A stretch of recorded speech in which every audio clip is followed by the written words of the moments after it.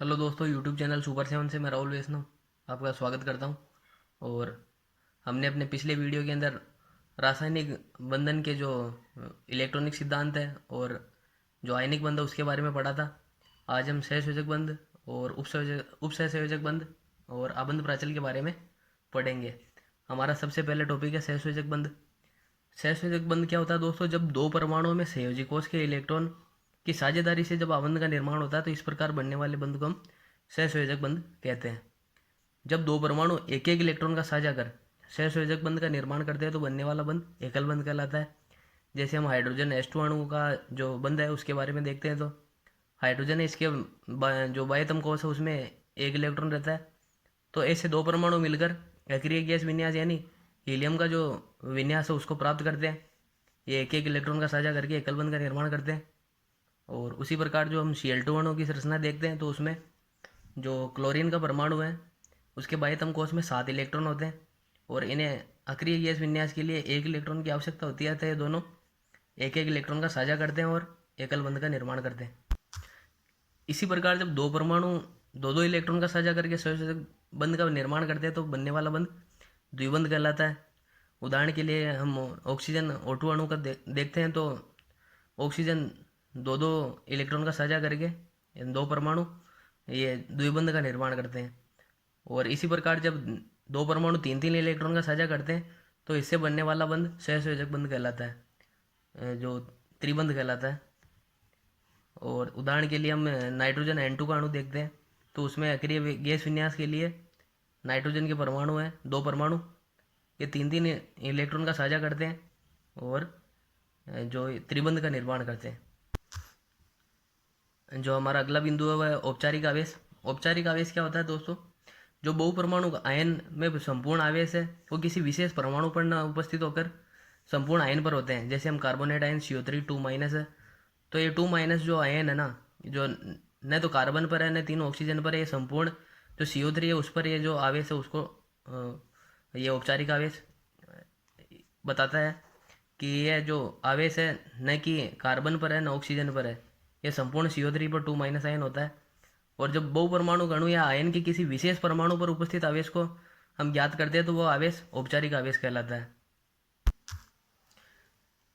जो फॉर्मल आवेश या औपचारिक आवेश होता है जो उसको हम ज्ञात करते हैं तो उसके लिए हमें लुईस संरचना का पता होना चाहिए। फॉर्मल आवेश के लिए सूत्र है लुईस संरचना में किसी परमाणु पर फॉर्मल आवेश बराबर मुक्त परमाणु में संयोजी इलेक्ट्रॉन की संख्या माइनस अनाबंधी इलेक्ट्रॉन की कुल संख्या माइनस 1/2 आबंधी इलेक्ट्रॉन की संख्या। जैसे हम उदाहरण के लिए कार्बोनेट आयन CO3 2- के लिए फॉर्मल आवेश देखते हैं तो इसकी यह संरचना निम्न प्रकार होती है। जो कार्बन है ये 3 ऑक्सीजन परमाणुओं से बंध बनाता है और इस पर जो संपूर्ण आवेश है वह 2- होता है। कार्बन पर फॉर्मल आवेश ये जब इसकी गणना करते हैं हम तो कार्बन के संयोजी कोष में इलेक्ट्रॉन की संख्या 4 माइनस अनाबंधी इलेक्ट्रॉन की संख्या। कार्बन है, कार्बन कार्बन के पास कोई भी एकाकी इलेक्ट्रॉन नहीं है तो होता है अनाबंधी इलेक्ट्रॉन की कुल संख्या 0 माइनस 1/2 इंटू आबंधी इलेक्ट्रॉन की संख्या। कार्बन के पास 8 जो आबंधी इलेक्ट्रॉन है, दो इस O1 परमाणु के साथ, दो O2 के साथ और 4 जो इलेक्ट्रॉन है वो O3 परमाणु के साथ, अतः 8 इलेक्ट्रॉन जो आबंधी इलेक्ट्रॉन की कुल संख्या है। अतः जो कार्बन परमाणु पर फॉर्मल आवेश है इस प्रकार हमें 0 प्राप्त होता है। और जो O1 और O2 जो ऑक्सीजन के परमाणु हैं ये जो समान कार्बन से बंधे हुए हैं और बंधों की संख्या भी समान और जो एकाकी इलेक्ट्रॉन है उनकी संख्या भी समान है। अतः जो इन पर फॉर्मल आवेश है उनका मान भी बराबर होगा। O1 और O2 के लिए फॉर्मल आवेश जो ऑक्सीजन है, ऑक्सीजन के लिए संयोजी कोष में इलेक्ट्रॉन की संख्या 6 माइनस अनाबंधी इलेक्ट्रॉन की संख्या, जो हम इस डायग्राम में देखेंगे तो 6 प्राप्त होगी माइनस 1/2 इंटू आबंधी इलेक्ट्रॉन की संख्या। आबंधी इलेक्ट्रॉन की संख्या एक बंध यानी कि 2 इलेक्ट्रॉन और इस प्रकार फॉर्मल आवेश -1 प्राप्त होता है। और O3 परमाणु पर फॉर्मल आवेश जब देखते हैं तो ऑक्सीजन के लिए संयोजी कोष में इलेक्ट्रॉन की संख्या 6 माइनस अनाबंधी इलेक्ट्रॉन की संख्या 4 और -1/2 इंटू जो आबंधी इलेक्ट्रॉन की संख्या है, 2 बंध है कार्बन के साथ, अतः 4 इलेक्ट्रॉन। और इस प्रकार O3 परमाणु पर फॉर्मल आवेश हमें 0 प्राप्त होता है। और जो कार्बोनेट आयन है, इस पर संपूर्ण आवेश हम देखते हैं तो कार्बन का फॉर्मूला आवेश है वो शून्य, O1 और O2 पर -1 और O3 का फॉर्मूला आवेश है वो शून्य, अतः टोटल जो आवेश होगा कार्बोनेट आयन पर वो -2 होगा। सहसंयोजक यौगिकों के सामान्य लक्षण। जो सहसंयोजक यौगिक होते हैं वो सामान्यतः गैस या द्रव होते हैं, क्योंकि ये अणु दुर्बल वांडरवाल बंध द्वारा जुड़े होते हैं। कुछ जो उच्च आणविक द्रव्यमान वाले अणु हैं वो ठोस होते हैं। जो सहसंयोजक बंध की प्रकृति है दिशात्मक होती है, इस कारण अणुओं की निश्चित आकृति होती है, जिसके कारण ये जो समायोजता है उसको भी प्रदर्शित करते हैं।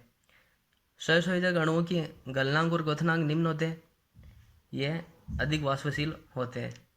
और सहसंयोजक यौगिक कार्बनिक विलायकों में आसानी से घुल जाते हैं, किंतु जल में अघुलनशील रहते हैं।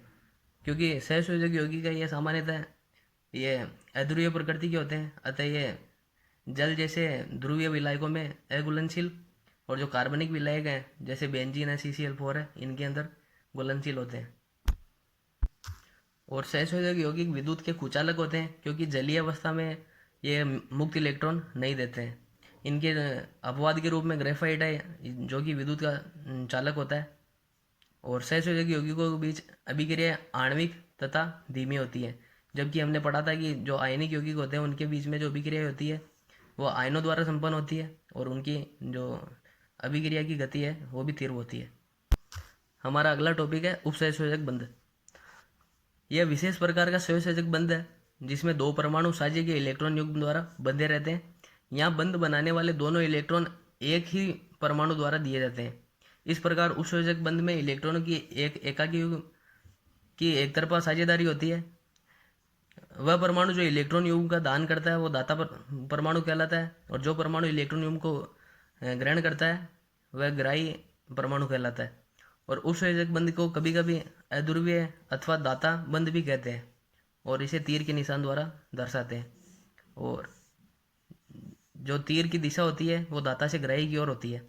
उदाहरण के लिए हम NH3 अमोनिया और BF3 के बीच के अंदर उस बंध के देखते हैं तो NH3 जिसके पास ये एकाकी इलेक्ट्रॉन युग्म है, ये जो इसकी साझेदारी इन इलेक्ट्रॉन युग्म की साझेदारी इस बोरॉन परमाणु के साथ करता है, जिससे ये जो नाइट्रोजन ये इलेक्ट्रॉन युग्म दाता और ये जो बोरॉन है ये इलेक्ट्रॉन युग्म ग्राही होता है, और इनके मध्य बनने वाला बंध उपसंयोजक बंध कहलाता है। और इस प्रकार जो बनने वाला यौगिक है यह उपसहसंयोजक यौगिक कहलाता है।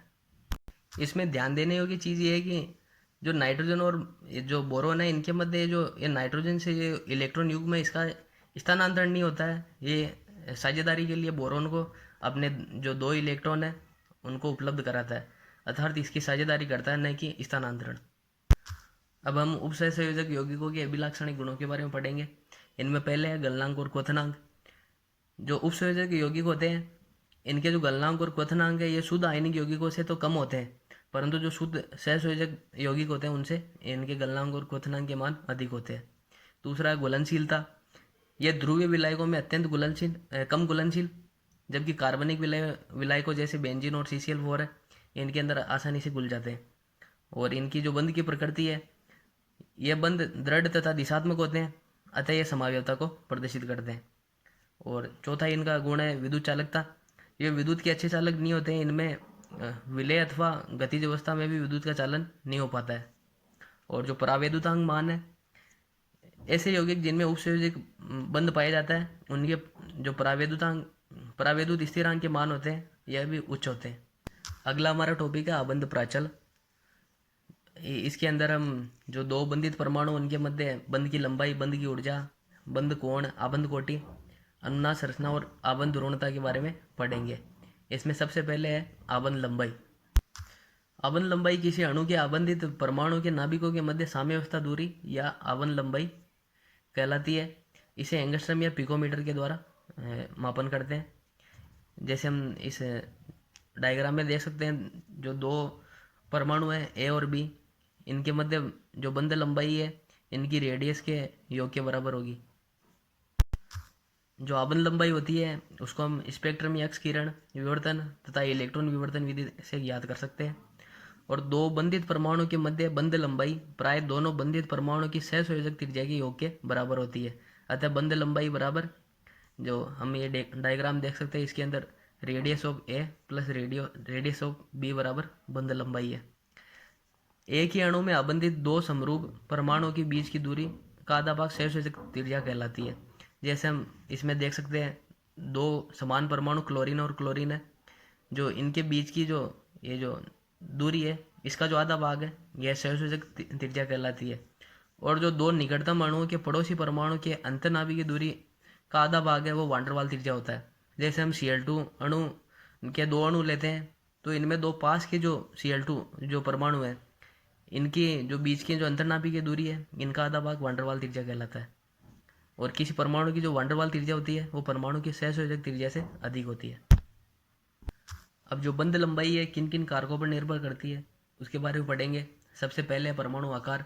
जब परमाणु का आकार बढ़ता है तो बंध की लंबाई भी बढ़ती है। जैसे हम वर्ग में ऊपर से नीचे जाते हैं तो परमाणु के आकार में जो वृद्धि होती है, उसके साथ साथ ही जो बंध लंबाई है उसके मान में भी बढ़ोतरी होती है।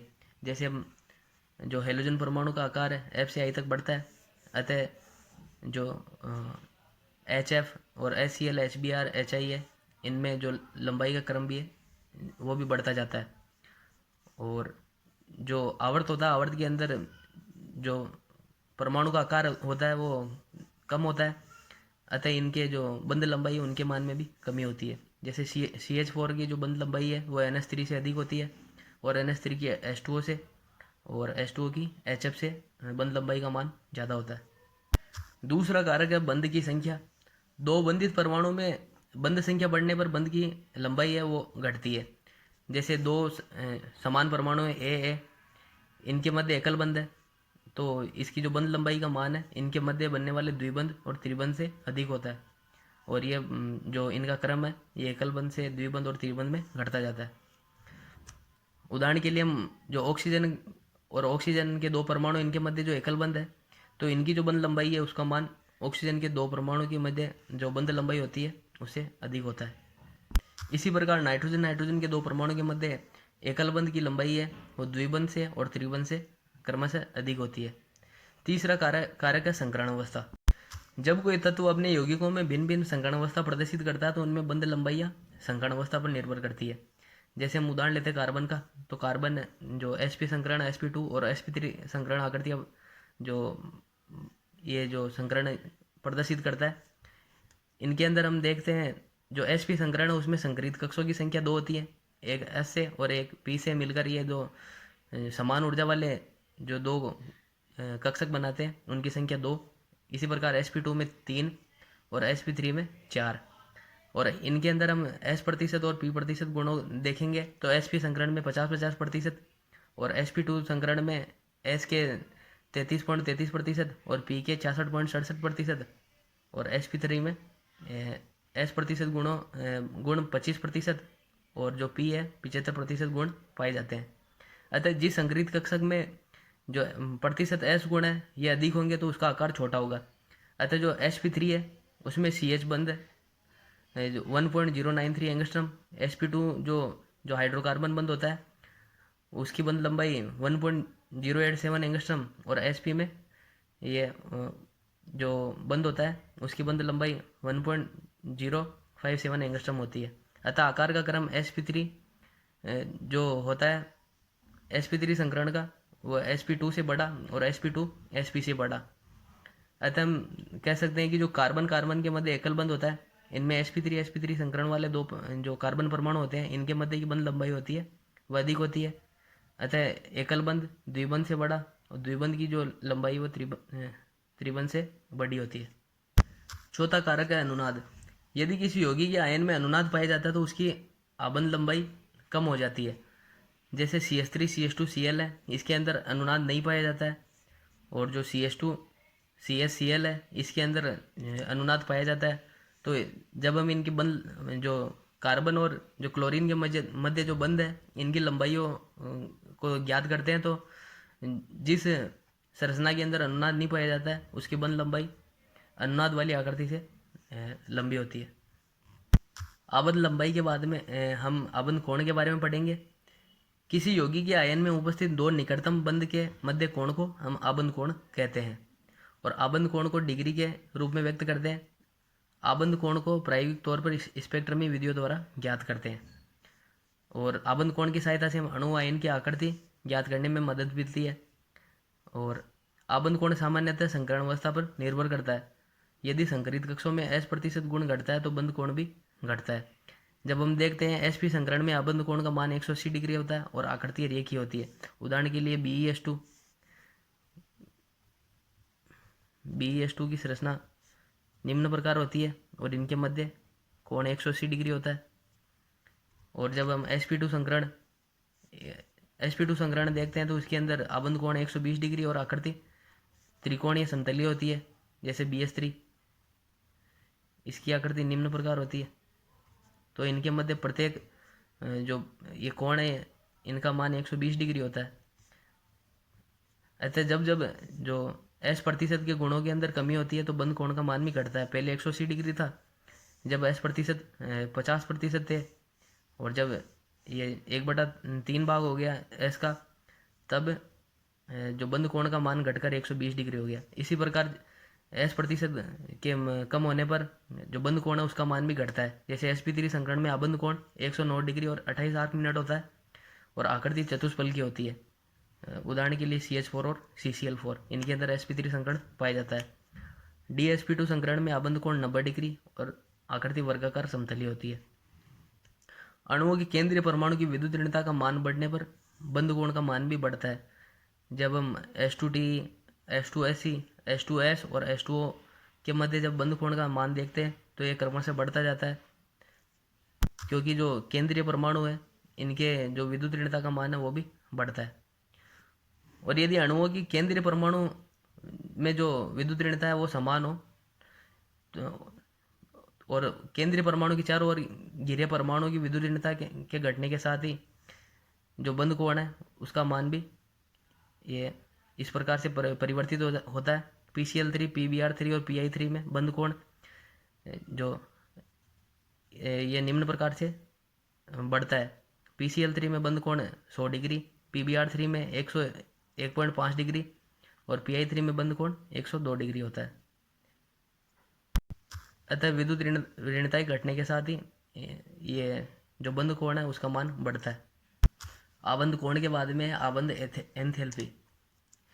गैसीय स्थिति में दो परमाणु के बीच विशिष्ट आबंधों के एक मोल को तोड़ने के लिए आवश्यक ऊर्जा को आबंध एंथैल्पी कहते हैं। जैसे ये कोई गैसीय जो अणु है A और B, इसको ऊर्जा देकर हम इसको A और B में जब वियोजित करते हैं तो आवश्यक ऊर्जा आबंध एंथैल्पी कहलाती है। और आबंध एंथैल्पी का मात्रक किलो जूल प्रति मोल होता है। जब हम हाइड्रोजन अणु के लिए HH आबंध की आबंध एंथैल्पी देखते हैं तो 435.8 किलो जूल प्रति मोल जो आबंध एंथैल्पी का मान प्राप्त होता है।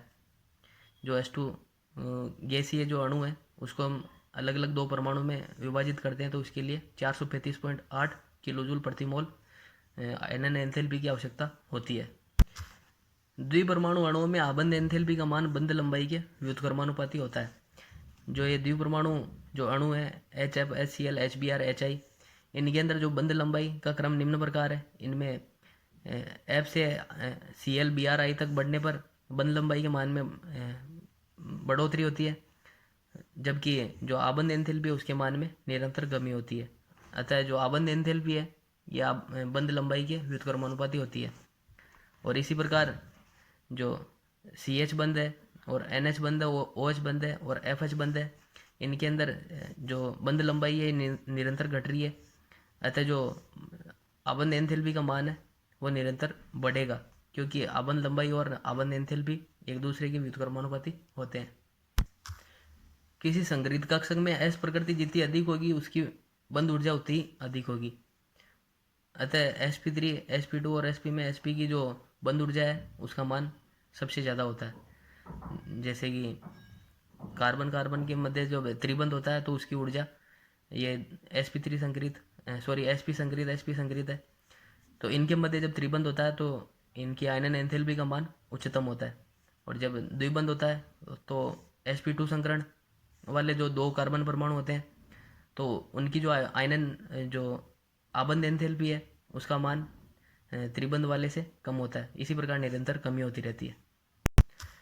विद्युत ऋणता में अंतर बढ़ने पर बंध ध्रुवीयता भी बढ़ जाती है, और बंध ध्रुवीयता बढ़ने पर बंध की शक्ति उतनी बढ़ जाती है, एवं उसकी आयनन जो आबंध एंथैल्पी है उसका मान भी बढ़ जाता है। जो हम देखते हैं HI, HBr, HCl और HF, इनके अंदर सबसे अधिक जो विद्युत ऋणता में अंतर है वो HF में है, अतः इसकी जो आबंध एंथैल्पी है उसका मान इन सभी में सबसे ज़्यादा होता है, और ये क्रम है आबंध एंथैल्पी का, यह निम्न प्रकार से घटता रहता है। और जो बहुपरमाणु अणु होते हैं उनमें जो जो आबंध सामर्थ्य का निर्धारण है ये थोड़ा जटिल होता है। जैसे H2O है, ये इनमें जो दो OH बंध पाए जाते हैं जिनके विच्छेदन हेतु जो आवश्यक ऊर्जा होती है उनका मान समान न होकर असमान होता है। जैसे हम H2O को H और OH में जब बांटते हैं तो जो आबंध एंथैल्पी होती है उसका मान 502 किलोजूल प्रति मोल होता है, और जब OH को हम जब H और O में जब वियोजित करते हैं तो आबंध एंथैल्पी का मान 427 किलोजूल प्रति मोल होता है। अतः ये दोनों आबंध जो एंथैल्पी है उनके मान असमान है, और इसके लिए बहुपरमाणु कणों में माध्य अथवा औसत आबंध ऊर्जा नामक पद का प्रयोग किया जाता है। इसके लिए कुल आबंध वियोजन एंथैल्पी के मान को विच्छेदित आबंध की संख्या के द्वारा विभाजित किया जाता है। जैसे H2O के लिए हम देख रहे थे, जब हम HOH में बांटते हैं तब 502 किलोजूल प्रति मोल, और जब OH को हम O और H में बांटते हैं तब 427 किलोजूल प्रति मोल ऊर्जा की आवश्यकता होती है। तो इन दोनों का जो औसत होगा वो OH बंध की जो औसत आबंध एंथैल्पी के बराबर होगा, जो कि 464 किलोजूल प्रति मोल के बराबर है। हमारा अगला टॉपिक है आबंध कोटि। सहसंयोजी आबंध की लुईस व्याख्या के अनुसार किसी अणु में दो परमाणुओं के मध्य आबंधों की संख्या को हम आबंध कोटि कहते हैं। जैसे H2 अणु है, H2 अणु में H और H के मध्य जो एक एकल बंध होता है अतः आबंध कोटि 1 है, और O2 है, O2 के जो दोनों परमाणु होते हैं इनके मध्य दो बंध पाए जाते हैं अतः इसकी आबंध कोटि 2 होती है। और इसी प्रकार N2 अणु में 3 सहभाजित इलेक्ट्रॉन युग्म होते हैं अतः आबंध कोटि 3 होती है। और जो CO में कार्बन और ऑक्सीजन के मध्य 3 सहभाजित इलेक्ट्रॉन युग्म होते हैं अतः इनकी आबंध कोटि 3 होती है। सम इलेक्ट्रॉनिक अणु और जो आयन होते हैं इनके जो आबंध कोटि का मान समान होता है। जैसे N2CO और NO+ है, इनके मध्य जो इनके जो इलेक्ट्रॉनों की संख्या हम देखते हैं तो सभी में 14 इलेक्ट्रॉन है, और इनकी जो आबंध कोटि है वो भी समान ही होती है। आबंध कोटि के बढ़ने पर आबंध एंथैल्पी का मान बढ़ता है और जो बंध लंबाई है वो घटती है। जब हम देखते हैं जो N2 अणु है उसके मध्य जो बॉन्ड ऑर्डर है, जो बंध क्रम है उसका मान 3 होता है, तो इसलिए इसकी जो आबंध एंथैल्पी का मान अधिकतम और जो आबंध लंबाई है वो जो N और N के मध्य एकल बंध होता है या द्विबंध होता है उसकी तुलना में कम होता है। अगला हमारा टॉपिक है अनुनाद। सहसंयोजक अणु सामान्यतः लुईस रचनाओं के रूप में व्यक्त किए जाते हैं, लेकिन कुछ उदाहरणों में एकल जो लुईस रचना है अणु के सभी अभिलक्षणों की व्याख्या करने में असफल हो जाती है। उदाहरण के लिए हम ओजोन, इसकी जब हम लुईस रचना देखते हैं तो ये निम्न प्रकार प्राप्त होती है। ओजोन के अणु के अंदर दोनों बंधों के मान भिन्न भिन्न होने चाहिए, लेकिन प्रायोगिक अध्ययन यह दर्शाते हैं कि दोनों जो बंधों की लंबाइयाँ हैं ये समान प्राप्त होती है, जिनका मान 128 पिकोमीटर है, तथा ये बंध लंबाई एकल व द्विबंधों की मध्यवर्ती होती है। यहाँ पर मध्यवर्ती का मतलब है जो ऑक्सीजन के मध्य जो एकल बंध होता है उससे इसकी बंध लंबाई थोड़ी सी कम, और जो ऑक्सीजन के मध्य द्विबंध होता है उससे इसकी बंध लंबाई थोड़ी सी अधिक होती है, जो कि इनकी मध्यवर्ती है, यानी 128 पिकोमीटर है।